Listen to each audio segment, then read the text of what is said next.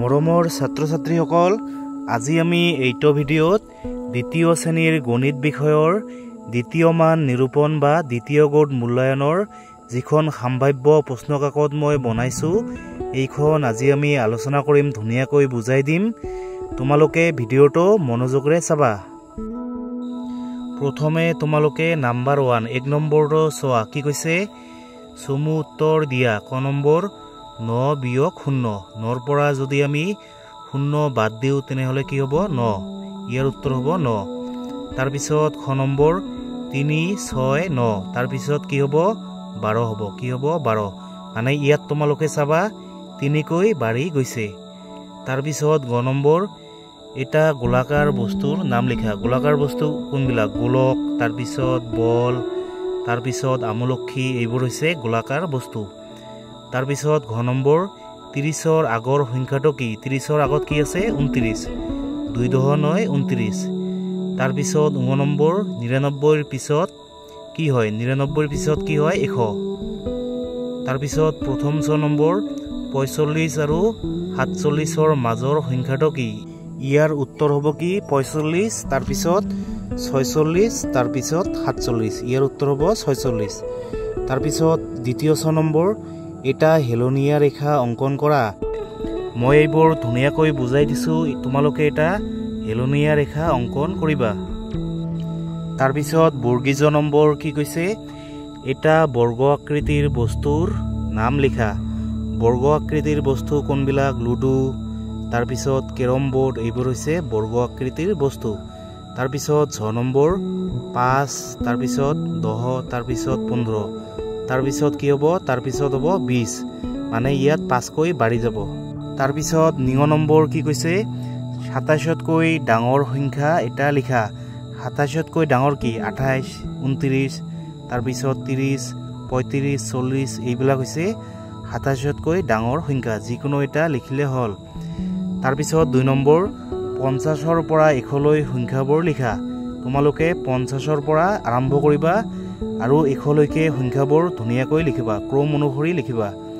তাৰপিছত 3 নম্বৰ এটা বৃত্ত, এটা বৰ্গ আৰু এটা আয়তৰ ছবি অংকন কৰা। তোমালোকে এটা বৃত্ত মানে হৈছে কি? গোল। তাৰপিছত এটা বৰ্গ আৰু এটা আয়তৰ ছবি ধুনীয়াকৈ আঁকিবা। তাৰপিছত 4 নম্বৰ কি কৈছে? সৰুৰ পৰা ডাঙৰলৈ সজাই লিখা। প্ৰথমে হ'ব 15। 15টো হৈছে আটাইতকৈ সৰু। তাৰপিছত 20, তাৰপিছত কি হ'ব? 25, তাৰপিছত 27, তাৰপিছত 48 আৰু শেষত হ'ব 50। তোমালোকে এনেকৈ লিখিবা। তাৰপিছত 5 নম্বৰ 5ৰ সংখ্যাটো লিখা। ক নম্বৰ 55। 55ৰ পিছত কি হয়? 56। তাৰপিছত খ নম্বৰ 4 দহ 8 48। 48ৰ পিছত কি হয়? 49। তাৰপিছত গ নম্বৰ এইটো কি? 39। 39ৰ পিছত কি হয়? 40। তাৰপিছত ঘ নম্বৰ 22। 22ৰ পিছত কি হয়? 23। ঙ নম্বৰ 99। 99ৰ পিছত কি হয়? 100। তোমালোকে এইবোৰ এনেকৈ লিখিবা। এতিয়া তোমালোকে নাম্বাৰ 6 নম্বৰটো চোৱা। কি কৈছে? খালী ঠাই পূৰণ কৰা। ক নম্বৰ ত্ৰিভুজৰ চুক বা কোণ দেশটা। ত্ৰিভুজৰ চুক বা কোণ হৈছে কেইটা? 3টা। তাৰপিছত খ নম্বৰ গোলাকাৰ বস্তুৰ তল দেশখন। গোলাকাৰ বস্তুৰ তল হৈছে এখন। তাৰপিছত গ নম্বৰ লুডুৰ গুটি হৈছে এটা ঘনক নে গোলক? লুডুৰ গুটি হৈছে এটা কি? ঘনক। গোলক নহয়, ঘনক। গোলক কোনবিলাক? গোলক হৈছে গোল। গোল বস্তুবিলাকক কি কয়? গোলক। তাৰপিছত ঘ নম্বৰ 28তকৈ ডাঙৰ এটা সংখ্যা হ'ল। 28তকৈ ডাঙৰ হৈছে কি? 28। 28ৰ পৰা 1 বাঢ়ি হৈছে 29। গতিকে 28তকৈ ডাঙৰ সংখ্যা হ'ব 29।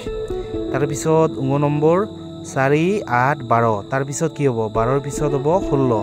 তোমালোকে ইয়াত চাবা মানে 4 কৈ বাঢ়ি গৈছে। 4ৰ পিছত 4 বাঢ়ি 8 হৈছে, তাৰপিছত 12, তাৰপিছত হ'ব 16।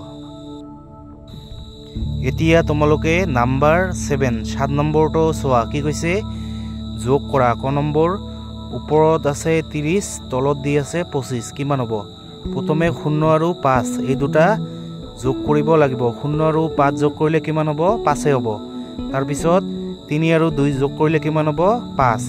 ইয়াৰ উত্তৰ হ'ব কি? 55। তাৰপিছত খ নম্বৰটো 50 আৰু 50 কিমান হ'ব? 0 আৰু 0 যোগ কৰিলে 0 হ'ব আৰু 5 আৰু 5 যোগ কৰিলে কিমান হ'ব 10 মানে ইয়াৰ উত্তৰ হ'ব 100 তাৰ পিছত 8 নম্বৰ বিয়োগ কৰা ক নম্বৰ ওপৰত দি আছে 28 আৰু তলত দি আছে 13 কিমান হ'ব 8 ৰ পৰা যদি আমি 3 বাদ দিও তেনেহলে কি হ'ব 5 ইয়াত হ'ব 5 আৰু ইফালে আছে 2 2 ৰ পৰা 1 গলে কিমান হয় 1 তেনেহলে 1 10 5 15 হ'ব তাৰ পিছত খ নম্বৰটো ওপৰত আছে 4 10 5 45 আৰু তলত দি আছে 15 প্ৰথমে 5 ৰ পৰা 5 বাদ দিব লাগিব কিমান হ'ব 5 ৰ পৰা 5 গলে 0 আৰু 4 ৰ পৰা 1 গলে 3 ইয়াৰ উত্তৰ হ'ব কিমান 45 ৰ পৰা যদি আমি 15 বাদ দিও তেনেহলে কিমান হ'ব 30 ইয়াৰ উত্তৰ হ'ব 30 মৰমৰ ছাত্ৰ ছাত্ৰীসকল তোমালোকে দ্বিতীয় শ্ৰেণীৰ বাকিবোৰ বিষয়ৰ প্ৰশ্ন কাকতসমূহ যদি এতিয়াও চোৱা নাই তেনেহলে